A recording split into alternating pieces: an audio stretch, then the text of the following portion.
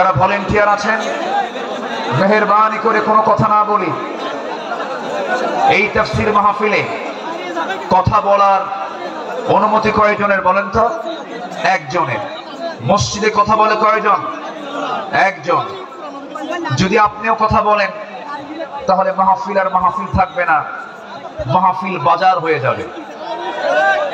এই জন্য আমি সবার কাছে করজোড়ে মিনতি জানাই, তাফসীর মাহফিলে এসে যদি আপনি শৃঙ্খলা ভঙ্গের যদি মামলা খান আল্লাহর আদালতে, তাহলে কিন্তু বড় বেকায়দা হয়ে যাবে। মেহেরবানি করে যদি দেখতে না পান, হৃদয়ের চোখে অনুভব করুন, দেখুন, কোনো কথা না বলি। মেহেরবানি করে আলোচনার দিকে আমরা মনোনিবেশ দেই।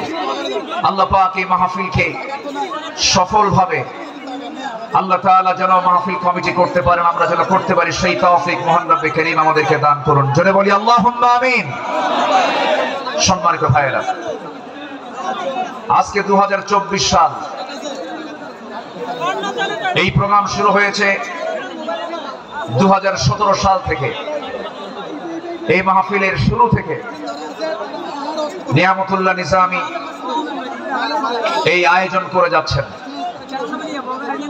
আল্লাহ তাআলা এই মাহফিলের সঙ্গে যারা সম্পৃক্ত ছিলেন, ইতিমধ্যে যিনি আমাদের মুরব্বী এম নিয়ামতুল্লাহ নিজামীর শ্রদ্ধেয় পিতা আমাদের সকলের মুরব্বী মরহুম মাওলানা শহীদুল্লাহ রাহিমাহুল্লাহ, তিনি ইন্তেকাল করেছেন। আমরা তার জন্য দোয়া করি আল্লাহ রাব্বুল আলামিন তার কবরটাকে জান্নাতের টুকরা বানায় দেন। জোরে বলি আল্লাহুম্মা আমিন।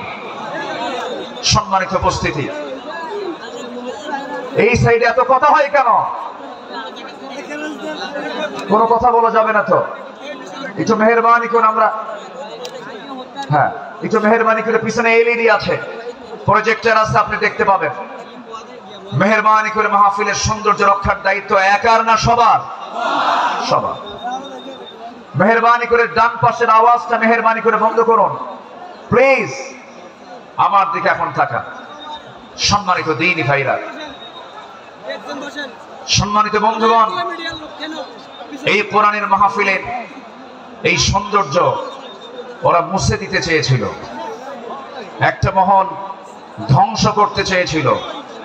যেখানেই মাহফিল সেখানেই তারা বাধার সৃষ্টি করেছিল, যেখানেই মাহফিল সেখানেই তারা বিভিন্ন নানা ষড়যন্ত্র সৃষ্টি করেছিল। অসংখ্য আলেমকে বিগত 16 বছর অন্যায়ভাবে গ্রেফতার করে জেলখানা আটকে রেখে তাদের বাক শক্তিকে রুদ্ধ করে রেখেছিল। সম্মানিত ভাইয়েরা, আমরা সেই পরিবেশ আবারও ফিরে পেয়েছি। বলি আলহামদুলিল্লাহ।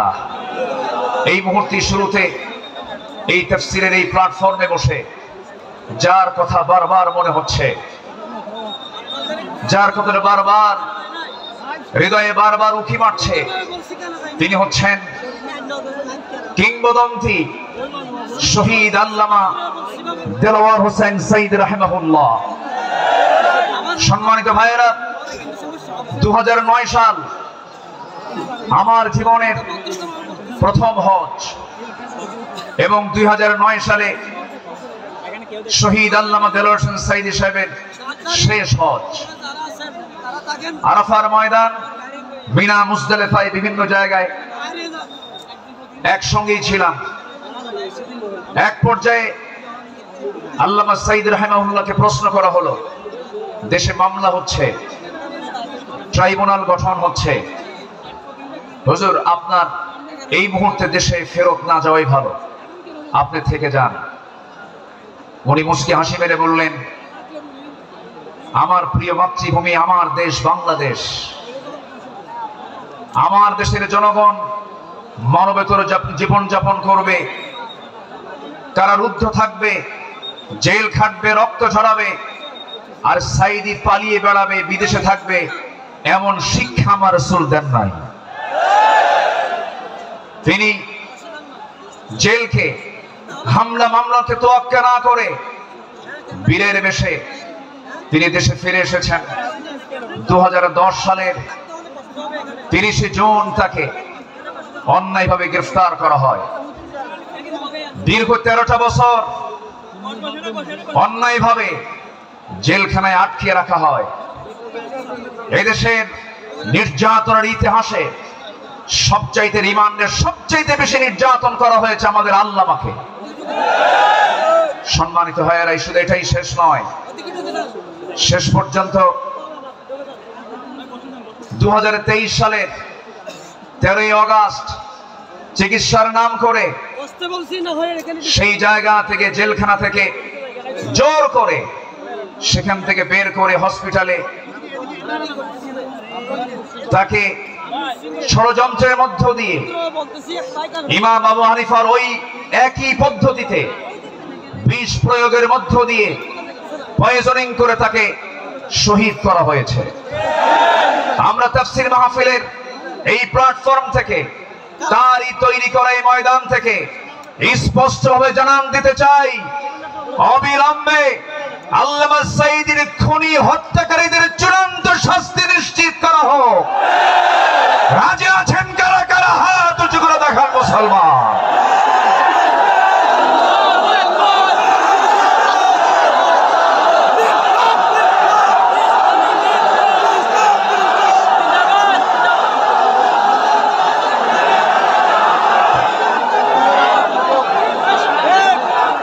আল্লাহ কবুল করুন, জোরে বলি আমিন।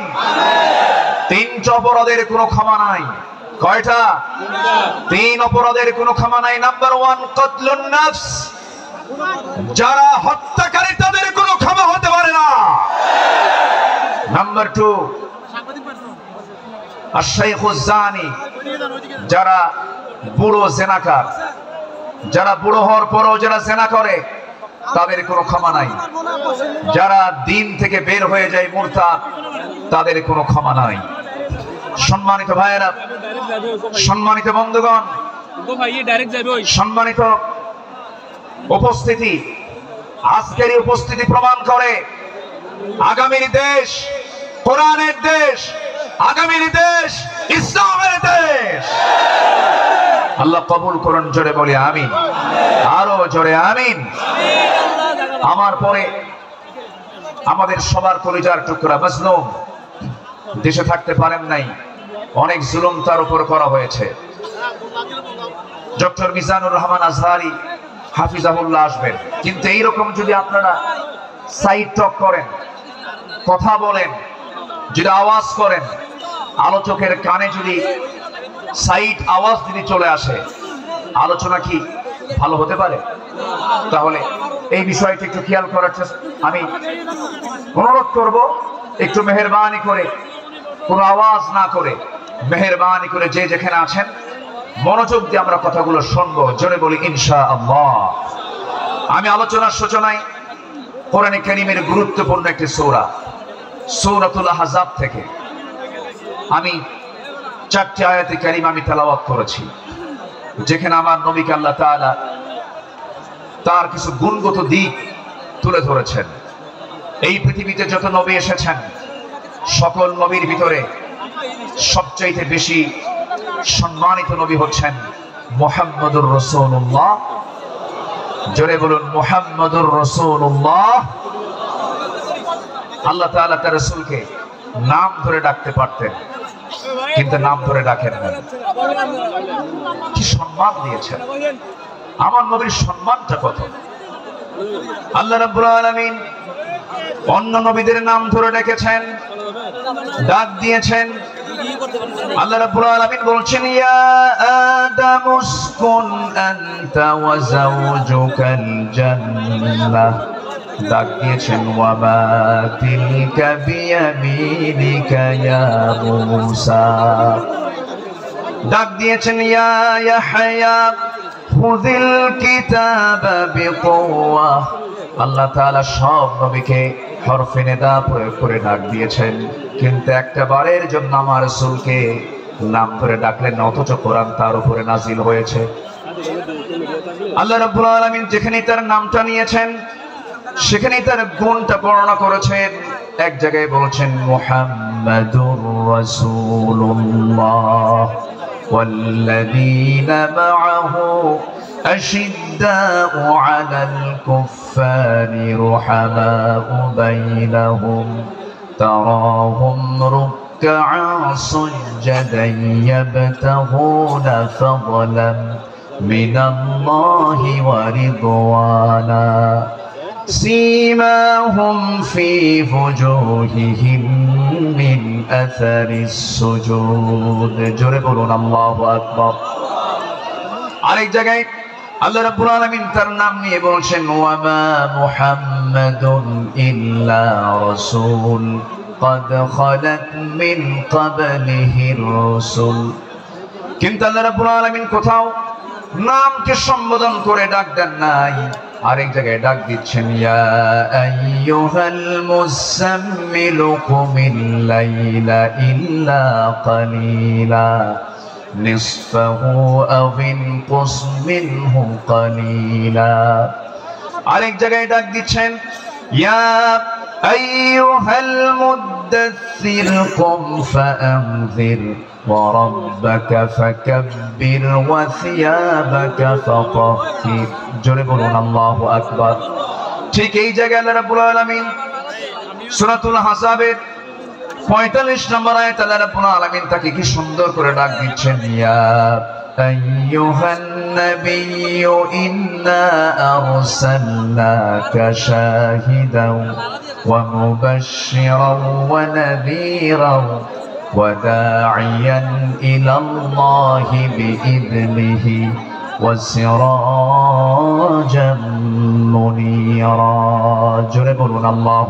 أكبر হে আমার নবী আমি আপনাকে পাঠিয়েছি সাক্ষী করে শাহিদ করে মুবাশশির করে সুসংবাদদাতা করে ওয়ানাযীরা ভীতি প্রদর্শনকারী করে পাঠিয়েছি এবং আল্লাহর পথে দায়ী করে পাঠিয়েছি আমার আল্লাহ তাআলা আমার রাসূলকে এত সম্মান দিয়েছেন দুঃখজনক হলো সত্য বিগত 16 বছর শুধু আলেমদের উপরে নির্যাতন হয়েছে তা নয় আমার রাসূলকে নিয়ে বাজে কটূক্তি পর্যন্ত করা হয়েছে ঠিক কি না রাসূলকে নিয়ে অনেক কটূক্তিও করেছে বিভিন্ন ব্লগাররা আমার দেশে কিছু বুদ্ধিজীবী আছে যাদের কাজই হলো ইসলাম নিয়ে বাজে কথা বলা রাসূলকে নিয়ে বাজে কথা বলা রাসূলকে নিয়ে বলা হয়েছে এমন ভাবে কথা বলা হয়েছে রাসূল নাকি ছিলেন জিনাকার রাসূলকে জঙ্গি মুহাম্মদ বলে গালি দিয়েছে ওরা 16 বছর আমাদের তালিকা করেছে আমরা এখন নাস্তিকদের তালিকা করতে চাই কোন নাস্তিক কুলাঙ্গারের জন্য বাংলার জমিন আর হতে পারে না সম্মানিত ভাইরা সম্মানিত বন্ধুগণ আল্লামা সাঈদী ফাঁসি রায় দিয়ে এক কুলাঙ্গার বিচারপতি কি নাম হ্যাঁ মানিক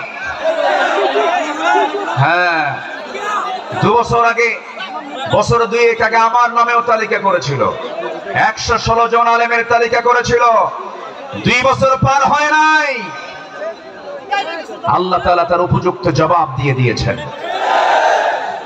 ছাত্র বৈষম্য বিরোধী আন্দোলনে যারা অগ্রণী ভূমিকা পালন করেছেন তাদের জন্য দোয়া করতেই হয় সম্মানিত ভাইয়েরা এই পেকুয়ার মাটিতে চট্টগ্রাম বিভাগের প্রথম শহীদ হয়েছে এই চট্টগ্রামের এই পেকুয়ার সন্তান শহীদ অসীম শহীদ অসীমের বাবা আছে কিনা জানি না তাদের রক্তের বিনিময়ে তাদের ত্যাগের বিনিময়ে এই বিজয় এসেছে যুবকরা তোমরা কোন আদর্শ লালন করতে যাবে না যুবকরা তোমরা বিজয় পেয়েছো এই বিজয়কে ধরে রাখার জন্য একটা আদর্শ লালন করতে হবে সেটা হচ্ছে মুহাম্মদ সাল্লাল্লাহু আলাইহি ওয়াসাল্লাম তাহলেই সফল হবে লাকাদ কানা লাকুম ফি রাসূলিল্লাহি উসওয়াতুন হাসানা লিমান কানা ইয়ারজুল্লাহ ওয়াল ইয়াউমাল আখির ওয়া যাকারাল্লাহ কাসীরা সম্মানিত যুবকরা আজকের মাহফিলে বেশি যুবকরা ওই নেতৃত্বের মুখে তোমরা থুতু মারো যে নেতা তোমাকে নামাজের কথা বলে না যে নেতা তোমাকে পরকালের কথা শোনায় না যে নেতা তোমার হাতে অস্ত্র তুলে দেয় যে নেতা তোমার হাতে নারী তুলে দেয়, ইয়াবা তুলে দেয়, মাদক তুলে দেয়, ওই সমস্ত নেতৃত্বের মুখে আমরা জুতা মারি, থুতু মারি। রাজি আছেন কারা কারা? হাত উঁচু করে দেখা।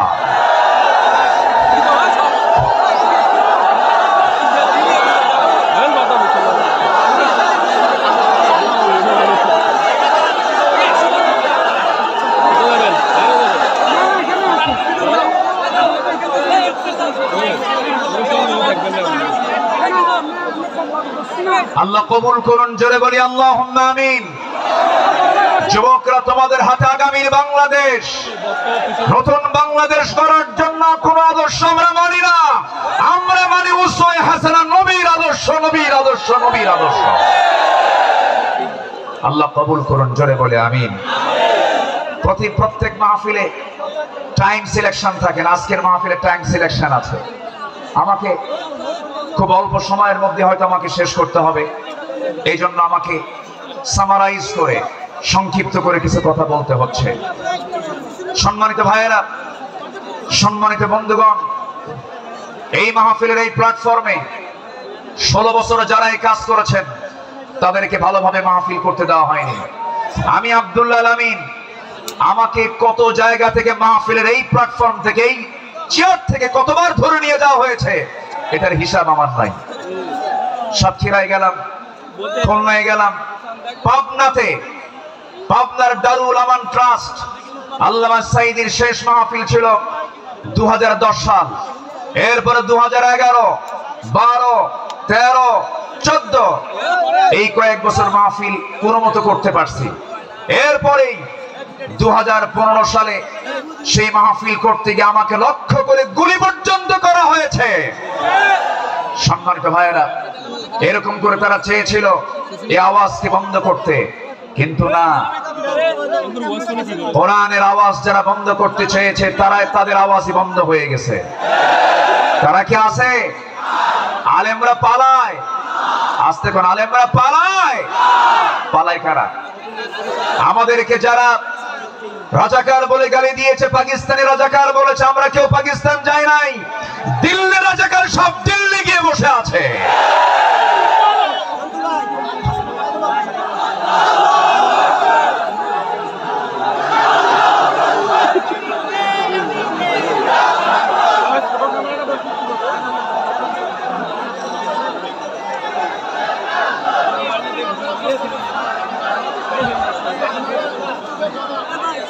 সম্মানিত হাজিরিন, সম্মানিত ভাইয়েরা, তাহলে আমাদের আদর্শ, আমাদের চেতনা, আমাদের মূল নেতা একজন, তিনি হচ্ছেন মুহাম্মদুর রাসূলুল্লাহ। মুহাম্মদুর রাসূলুল্লাহ, রাসূলকে আমরা মানবো এক জায়গায় না সব জায়গায়? আসতে বলবেন না, এক জায়গায় না সব জায়গায়? সব জায়গায়।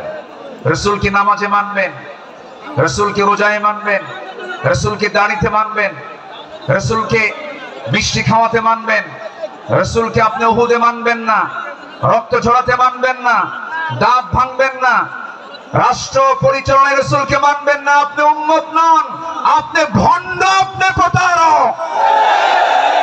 রাসূলকে সব জায়গায় মানতে হবে, তিনি আমার মডেল। আল্লাহ তাআলা আমাকে শুধুমাত্র সেই নেতৃত্বে মানতে দিয়েছেন, মানার জন্য অর্ডার দিয়েছেন, তিনি হচ্ছেন মুহাম্মদ সাল্লাল্লাহু। ঘটনা কি এখানে কি হয়েছে শোনা যায় না নাকি? কোনো সমস্যা, কোনো অসুবিধা নাই তো? বলি আলহামদুলিল্লাহ। কিন্তু এই সাইডটা কন্ট্রোল হচ্ছে না। নিজামি কোথায়? এই সাইডটা আওয়াজ হচ্ছে বারবার। মেহেরবানি করে কোনো কথা না বলি, মেহেরবানি করে এই সাইডটা একটু বন্ধ রাখুন, আওয়াজটা বন্ধ রাখুন। সম্মানিত ভাইয়েরা, সম্মানিত বন্ধুগণ, একটু আমার দিকে তাকান। সম্মানিত ভাইয়েরা, রাসূলুল্লাহর আদর্শ কেমন ছিল? আমার নবীজির চারিত্রিক সনদ পৃথিবীর কোন একাডেমি দেয়নি। আমার নবীজির চারিত্রিক সনদের সার্টিফিকেট দিয়েছেন স্বয়ং কে? আসতে বলবেন না, তিনি কে? আল্লাহ তাআলা। আল্লাহ রাব্বুল আলামিন তার শানে বলেছেন, ওয়া ইন্নাকা লাআলা খুলুকিন আযীম ফাসাতুবসিরু ওয়া ইউবসিরুন। আমার বন্ধুগণ, রাসূলকে যখন মক্কার কাফের মুশরিকরা নানা ভাবে কটূক্তি করা শুরু করে দিল, কেউ বলল লেজ কাটা, কেউ বলল নির্বংশ, কেউ বলল নতুন ধর্মের প্রবর্তক। রাসূল কিনে আজে বাজে কথা যখন বলা শুরু হয়ে গেল, আমার নবীর শান আল্লাহ রাব্বুল আলামিন সূরা কালাম নাযিল করে সব সুস্পষ্ট জানায় দিলেন, হে রাসূল আপনাকে যে যা বলে বলুক কোনো হতাশ হবেন না, কোনো চিন্তা করবেন না, আপনি হলেন সুমহান চরিত্রের অধিকারী। জোরে বলি সুবহানাল্লাহ। রাসূলকে উপহার দিলেন সূরা কাউসার। যারা পারেন ঠোঁট মিলিয়ে বলুন, ইন্না আ'তাইনাকাল কাউসার ফাসাল্লি লিরাব্বিকা ওয়ানহার ইন্না শানিআকা হুয়াল আবতার। হে রাসূল আমি আপনাকে হাউজে কাউসার দান করেছি, অতএব আপনি নামাজ পড়ুন, আপনি কোরবানি করুন। যারা বলবে লেজ কাটা, তারাই হলো প্রকৃত লেজ কাটা। আমাদেরকে কত গালি দিয়েছে। 2013 সালে আমার একটা মাহফিল রাজশাহীতে, আমাকে ওসি মহোদয় ফোন দিয়ে বলে আপনি আসবেন না, আপনি রাজাকার। বললাম আপনি আমাকে রাজাকার বলেন, আপনি কি আমাকে চিনেন? কি শুনেছি? বললাম 1971 সালে তো আমার মায়েরই বিয়ে হয় নাই। 71 সালের ঘটনা, 1971 সালের ঘটনা। সাক্ষীর জন্ম হলো 76, সাক্ষীর জন্ম কি 76।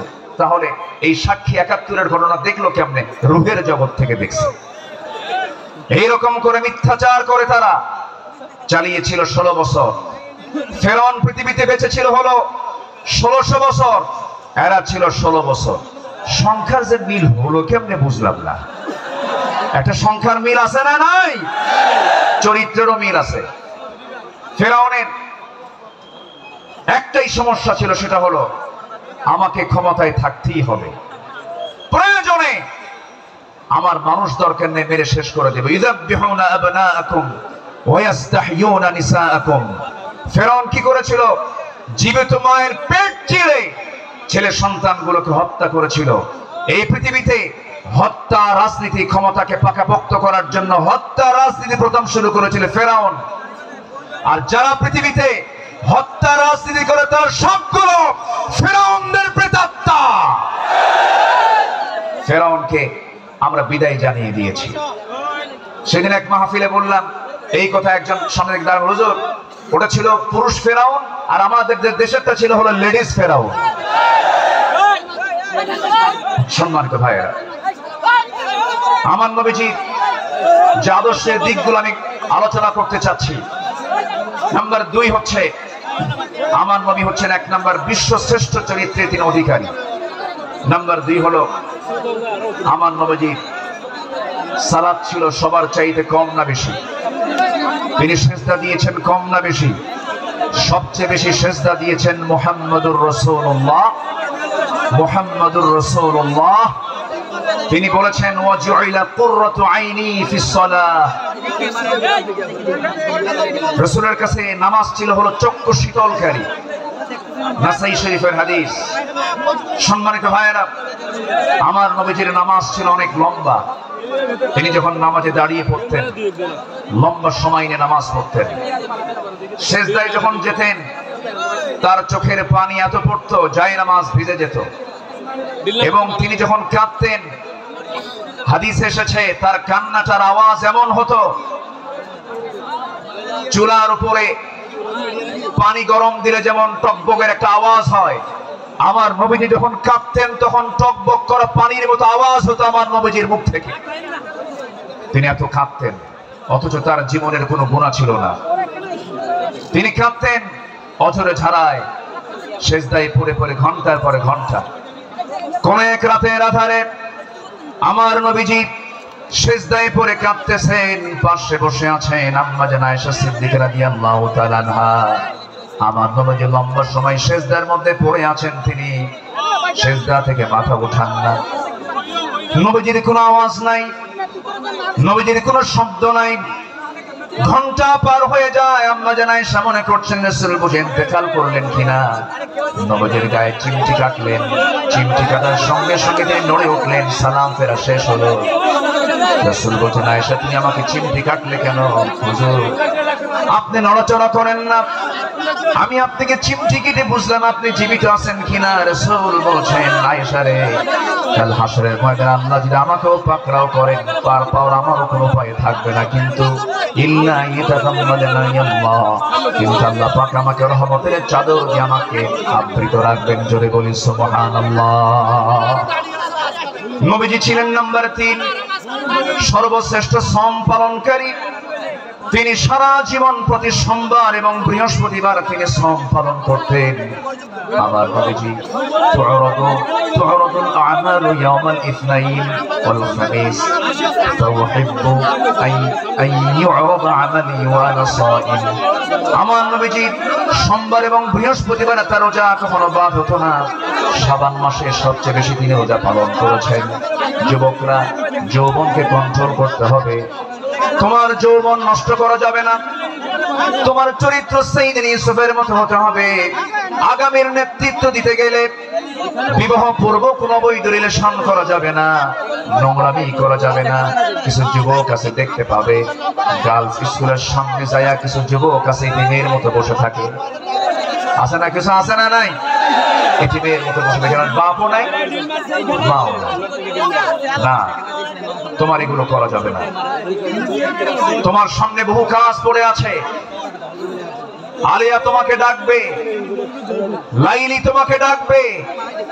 সাইয়েদনা ইউসুফের চরিত্র নিয়ে রাজুলুন ইযা দাআতহু ইমরাতান যাত হাসাবিন ওয়া জামালিন ইন্নী আখাফুল্লাহ। যখন তোমাকে কোনো সুন্দরী নারী যখন প্রেমের প্রস্তাব দিবে, কুপ্রস্তাব দিবে, তুমি বলে ফেলবে আমি কাকে ভয় করি? আল্লাহকে ভয় করি। এই চরিত্র নিয়ে তোমাকে এগুতে হবে। তোমার যৌবনকে কন্ট্রোল করার জন্য যদি কষ্ট হয় তোমার খুব বেশি, প্রয়োজনে রোজা রেখে দেবে। বলেছেন মুহাম্মদ সাল্লাল্লাহু আলাইহি ওয়াসাল্লাম, চরিত্রকে ধ্বংস করা যাবে না। ইউরোপ আমেরিকার সবচাইতে বড় ষড়যন্ত্র হলো মুসলিম সমাজকে উলঙ্গ করে ঘর থেকে বের করে দেওয়া। অ্যাটম বম যতটুকু না ক্ষতিকর, তার চাইতে বড় ক্ষতিকর হলো আমেরিকার হলিউড, ভারতের বলিউড। যুবকরা ওই সমস্ত নোংরামি তোমার জীবনে আনা যাবে না। তোমার মাথার চুল থেকে শুরু করে নিয়ে পা পর্যন্ত প্রত্যেকটা জায়গায় থাকতে হবে নবীর আদর্শ। কিসের আদর্শ? নবীর আদর্শ। মাথার চুল ইদানিং দেখা যায় মাথার চুলগুলো কাটে কেমন করে জানি, দুই দিকে চুল নাই, পিছনেও চুল নাই, একেবারে চামড়া বের করা, মাথার উপরে গোল কইরা একদম নারিকেল জিনজিরা। আছে না নাই? আছে না নাই? একদম গোল করে রেখে দেয়। যখন বলা হয় এই ছেলে তুমি যে মাথার চুলটা এরকম করে রাখছো, এই মডেলটা পাইছো কোথায়? হুজুর বুঝবেন না। মেসি তুমি কে? নেইমার তুমি কে? কুত্তা। কারণ নেইমার মেসিরা তো কুত্তা নিয়ে শুয়ে থাকে, ঠিক কিনা? ওরা কুকুর নিয়ে শুয়ে থাকে। তারা তোমার আদর্শ নয়। শার্টের সাইজ নাই, প্যান্টের সাইজ নাই, নতুন প্যান্ট কিনে আনে হাঁটু ফাটা। কি আমি কি ভুল বলতেছি? নতুন প্যান্ট কিনে আনে কি ফাটা? হাঁটু ফাটা, হাঁটুতে কাপড় নাই। ওই পোশাক পরে কি নামাজ হবে?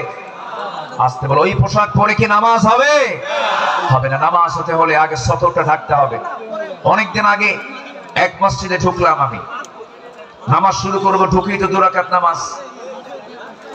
আমাদের দেশে বিভিন্ন মসজিদে লেখা থেকে লাল বাতি জ্বলাকালীন অবস্থায় নামাজ নিষেধ। এটা মানবেন না। আমার নবীজির সুন্নাহ যদি মানেন তাহলে মসজিদে ঢুকেই কয় রাকাত নামাজ পড়েছেন মুহাম্মদ সাল্লাল্লাহু আলাইহি ওয়াসাল্লাম। তো আমি ভিতরে ঢুকে নামাজ শুরু করবো, দেখি সামনে এক যুবক নামাজে দাঁড়াইছে এরকম একটা প্যান্ট আর শার্ট নিয়ে। তো ভাবলাম দেখি ওর নামাজটা আগে দেখি। রুকুতে যখন গেছে, রুকুর ঠেলায় দেখি শার্ট উপরে, প্যান্টটা নিচের দিকে, মাঝখানে ফাঁকা। তো ভাবলাম এই তো রুকুর হাল, সেজদায় যে কি হবে আল্লাহই জানে। সেজদায় যখন গেছে তখন দেখি প্যান্ট খুইলা আন্ডার প্যান্ট বের হইছে। এই হলো পোশাকের হাল। এই জাতীয় কোন পোশাক যুবকরা পরবে না। তোমার সূরত এবং সিরাত হতে হবে নবীর আদর্শ উজ্জীবিত, নবীর আদর্শের মতো হতে হবে, নবীর নবীর আদর্শকে লালন করতে হবে।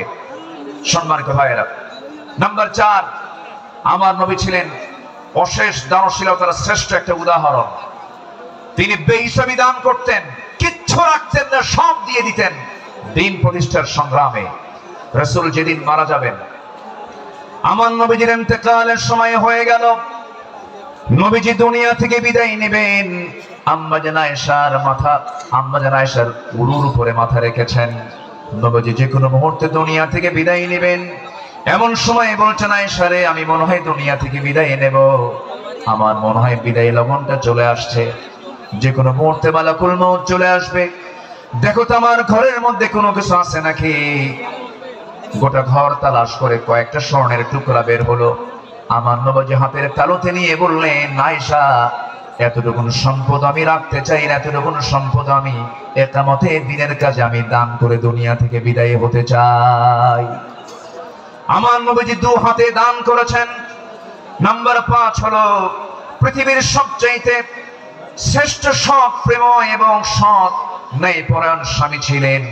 আম্মা জান আয়েশা বলেন, রাসূল আমাকে এত পরিমাণ ভালোবেসেছেন, রাসূল বলেছেন, শরীর খাওয়ার যেমন শ্রেষ্ঠ, আমার স্ত্রী হলো সবার মধ্যে শ্রেষ্ঠ। আমি আয়েশাকে দারুণ ভালোবাসি। আমার নবীজি একজন আদর্শ স্বামী ছিলেন, শ্রেষ্ঠ স্বামী ছিলেন। আমার নবীজির চারিত্রিক গুণ নিয়ে যদি আমরা আলোচনা করতে যাই, গোটা রাতেও শেষ হবে না, কেউ কোনোদিন শেষও করতে পারবে না, কারণ তার চারিত্রিক সনদ আল্লাহ পাক নিজে দিয়েছেন। আর তার চরিত্র হলো কানা খুলুকুল কোরআন, তার চরিত্রই হলো কোরআনে কারীম। জোরে বলি সুবহানাল্লাহ। আমার নবী নাম্বার 6, তিনি ছিলেন একজন অলংকারিত শ্রেষ্ঠ বাবা। এমন বাবা পৃথিবীতে আর খুঁজে পাওয়া যাবে না। রাসূল 4 মেয়ের বাপ ছিলেন। কয় মেয়ের বাপ ছিলেন বলেন? আস্তে কয় মেয়ের বাপ ছিলেন? আল্লাহ পাক আমাকেও আপনাদের দোয়ায় 4টা মেয়ের বাবা আমাকে বানিয়েছেন। এত আস্তে আলহামদুলিল্লাহ বললেন, বিয়ে কি আপনি দিবেন নাকি? জোরে বলেন না আলহামদুলিল্লাহ। 4টা মেয়ের বাবা ছিলেন মুহাম্মদ সাল্লাল্লাহু আলাইহি ওয়াসাল্লাম। নবীজি মেয়েদেরকে বিয়ে দিয়েছেন। সাইয়েদনা ওসমান কি মেয়ে দিয়েছেন, আবার সাইয়েদনা আলীকেও মেয়ে দিয়েছেন। একজনকে দিয়েছেন ধনী ছেলের সাথে, আরেকজনকে দিয়েছেন গরিব ছেলের সাথে। রাসূল কি ব্যালেন্স করেছেন। সবচেয়ে প্রিয়, সবচেয়ে আদরের দুলালী ফাতিমাকে গরিব ছেলের সঙ্গে বিয়ে দিয়েছেন। বিয়ে যেদিন দিলেন, রাসূল বললেন, ও ফাতিমা, আমি তোমাকে এমন স্বামী তোমার হাতে তুলে দিলাম, এমন স্বামী আমি তোমাকে দিলাম, যার সম্পদ নাই, টাকা নাই, পয়সা নাই, ঘর নাই, বাড়ি নাই, কিচ্ছু নাই, কিন্তু মাথা থেকে পা পর্যন্ত তাকওয়া দিয়ে ভরা। জোরে বলি সুবহানাল্লাহ। এমন স্বামী তোমাকে দিলাম, চলে যাও বাবার ঘর থেকে স্বামীর ঘরে গিয়ে করে খাও, মৃত্যুর দিন পর্যন্ত যেন স্বামীর বিরুদ্ধে একটা নালিশ আমার কানে না আসে। এই কথা বলে বিদায় দিয়ে দিলেন। আমার নবীজি 3 দিন পার হয় নাই, ফাতিমাকে না দেখলে তিনি অস্থির হয়ে যেতেন। আমার ফাতিমা কোথায় গেল, আমার ফাতিমা কোথায় গেল। আমার নবীর ঘরে একদিন ফাতিমা আসলেন, বসে বসে তিনি সালাত আদায় করছেন। রাসূল বলছেন, ফাতিমা, বসে বসে নামাজ পড়া তো তোমার ঠিক নয়, তুমি তো যুবতী মানুষ। এবার তিনি বলছেন, আব্বা জান, আমিও জানি আমি বসে বসে নামাজ পড়ি না, কিন্তু দাঁড়িয়ে দাঁড়িয়ে নামাজ পড়ার হেতু হলো, আমি যে দাঁড়িয়ে দাঁড়িয়ে নামাজ পড়ব, আমার গায়ে যে জামাটা দেখতে পাচ্ছেন বাবা, এর পিছনের একটা অংশ তালিযুক্ত অংশ আছে। আমি যদি দাঁড়িয়ে থেকে নামাজ আদায় করতে যাই, আপনার চোখে এই তালি অংশটুকু পড়তে পারে। আপনি হয়তো বাবার স্বামীর ব্যাপারে নেগেটিভ সেন্স আনতে পারেন, আহারে আমার মেয়ে কালি কাপড়ে কষ্ট দেয়, আমার স্বামীর এতটুকু দুর্নাম প্রকাশ পেয়ে যাক, আমি এটা চাই নাই বলে আমি বসে বসে নামাজ আদায় করছি। জোরে বলি সুবহানাল্লাহ। এবং মেয়েকে বিয়ে দিয়ে বললেন, ও আমার মেয়ে ফাতিমা, স্বামীর ঘরে চলে যাও, মৃত্যুর দিন পর্যন্ত যেন স্বামীর বিরুদ্ধে একটা নালিশ যেন আমার কানে না আসে। সংসার করে খাও, বিয়ের পরে বাবার ঘরের চাইতে শ্রেষ্ঠ ঘর হলো স্বামীর ঘর, স্বামীর ঘরে করে খাও। কিন্তু আজকের বাপরা কি তা কয়? আজকের বাপরা কি কয় জানেন? মেয়ে বিয়ে দিয়ে কয়, মা চলে যা স্বামীর ঘরে, যদি কিছু বলে শুধু ফোন দিবি, খাইয়া ফালামো। ঠিক আছে না? এই আচরণ করা ঠিক নয়।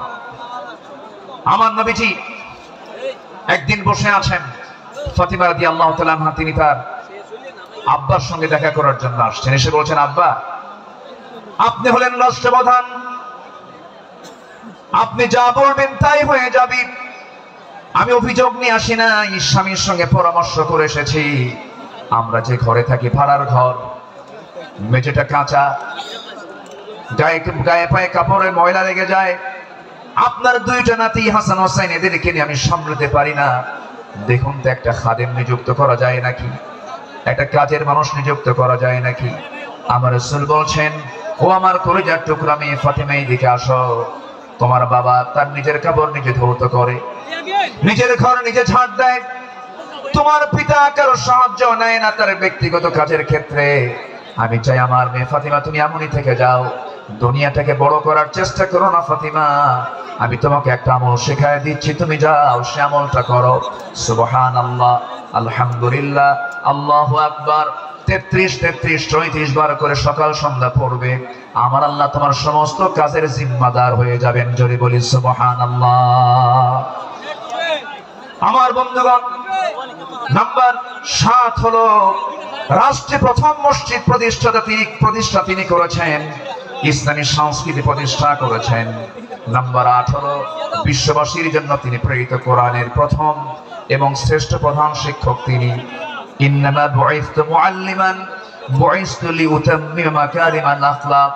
রাসূল বলেন, আমি পৃথিবীতে প্রেরিত হয়েছি মানুষের চারিত্রিক মানকে তার চূড়ান্ত শিখরে পৌঁছে দেবার জন্য। জোরে বলি সুবহানাল্লাহ। নাম্বার 9 হলো যুদ্ধের ময়দানে তিনি ছিলেন অগ্রগামী, সাহসী একজন নেতা। বদর, উহুদ, খন্দক এই সমস্ত যুদ্ধ তার প্রমাণ। প্রতিটা যুদ্ধে আমার নবী যে সবার পেছনে না সবার আগে, সবার পেছনে না সবার আগে, সবার আগে।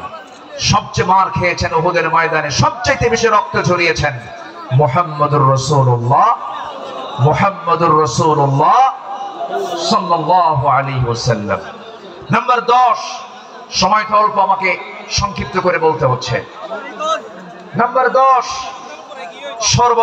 সর্বদা তওবার জন্য অস্থির চিত্তের অধিকারী, অস্থির মনের অধিকারী। সর্বদা তিনি তওবা করতেন এবং তিনি বলতেন, তুবু ইলাল্লাহ ফাইন্নী আতুবু ফিল ইয়াউমি 100 মাররা।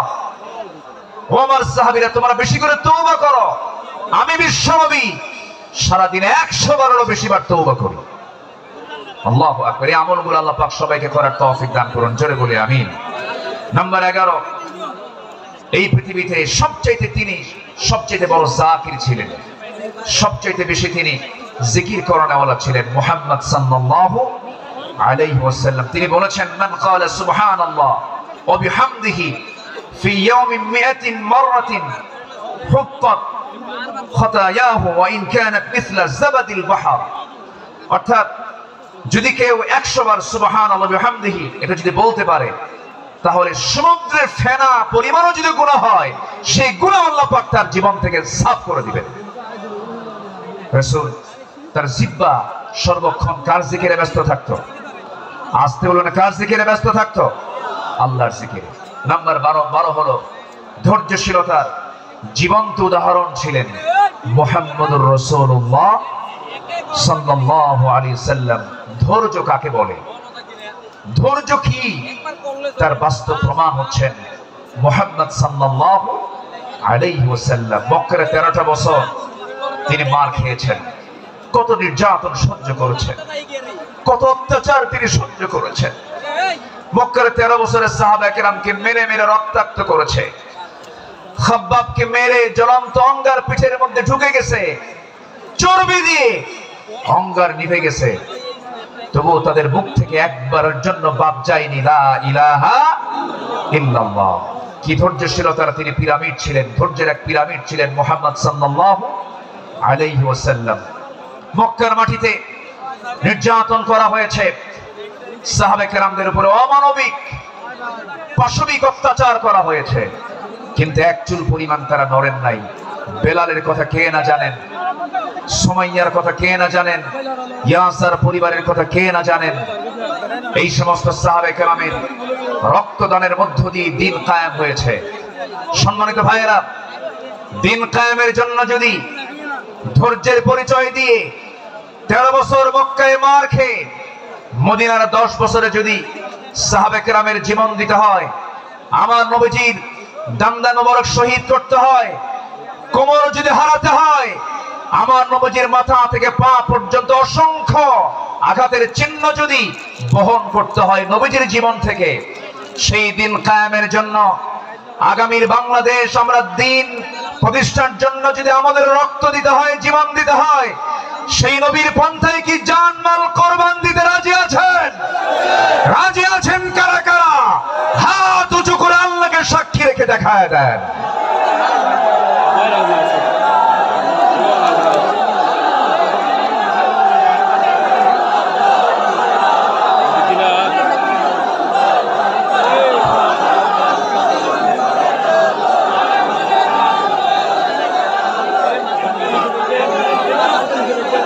আল্লাহ কবুল করুন, জোরে বলে আমিন, আরো জোরে আমিন। ভাইরে, জীবন দেওয়া তো সস্তা না, যত রক্ত লাগে দেব, প্রয়োজনে লোক পাঠাবো, আমি যাব না। এই চরিত্রের মুনাফিক আমার দেশে আছে না নাই? আবু সাইদরা জীবন দেয়, আমার দেশের কিছু মুফতিরা ফতুয়া দেয়, ও তো শহীদ হয় নাই। হ্যাঁ, আবু সাইদরা জীবন দেয়, শহীদ অসীমরা জীবন দেয়, আমার দেশের কিছু ফতুয়া সন্ত্রাস, এগুলো ফতুয়া সন্ত্রাস। এরা ফতুয়া দেও নাকি শহীদ হয় নাই, তুমি কোন কসু করছো? আমার দেশে 16 বছর অনেক ওলামা, অনেক আলেম আমার দেশে অবস্থান করছেন, এখনো আছেন। বিগত 16 বছর তাদের উপর একটা মামলা তো দূরের কথা, একটা আচরও গায়ে লাগে নাই। দেশ যখন পট পরিবর্তন হয়েছে, চোরের মায়ের বড় গলা। মুনাফিক চেনা যায় নামাজে নয়, মুনাফিক চেনা যায় রোজায় নয়, মুনাফিক চেনা যায় সূরাতে নয়, মুনাফিক চেনা যায় হলো ময়দানে, মাঠে, জিহাদের প্রান্তরে। সম্মানিত ভাইরা, আমার সময় ফুরিয়ে যাচ্ছে, আমি যে কোনো মুহূর্তে শেষ করে দেব। আজকের মাহফিলে আরো কাঙ্ক্ষিত মেহমান আছেন, বিশেষ করে আমার পরপরই আসছে নাকি?